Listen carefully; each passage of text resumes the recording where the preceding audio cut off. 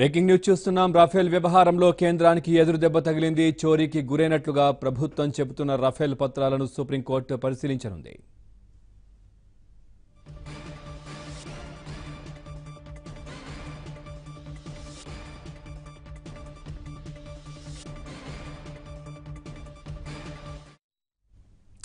Rafale ఒప్పందంపై సుప్రీంకోర్టులో విచారణ జరుగుతోంది. కేంద్రం అభ్యంతరాలను అత్యున్నత న్యాయస్థానం తోసిపుచ్చింది.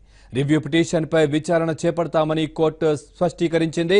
రాఫెల్ రహస్య పత్రాలను తాము కూడా పరిశీలిస్తామని న్యాయమూర్తులు ప్రకటించారు. పైగా పత్రికల్లో వచ్చిన రాఫెల్ పత్రాలను సైతం సాక్ష్యాలుగా పరిగణిస్తామని కోర్టు తేల్చేసింది. ఎవరి అనుమతి లేకుండా కొన్ని మీడియా సంస్థలు రాఫెల్ పత్రాలను పొందాయన్న ప్రభుత్వ వాదనను కోర్టు పట్టించుకోలేదు.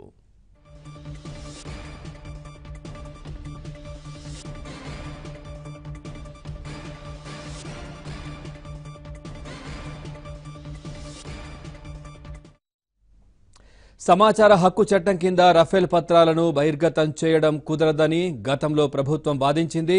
దీనివల్ల అత్యంత రహస్య పత్రాలు బయటకు వస్తే దేశ భద్రతకు ఇబ్బంది కలుగుతుందని పేర్కొంది.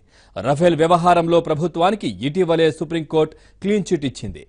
ఇప్పుడు రాఫెల్ పత్రాలను పరిశీలిస్తామని ప్రకటించడం ద్వారా కథను మొదటికి తెచ్చినట్లయింది.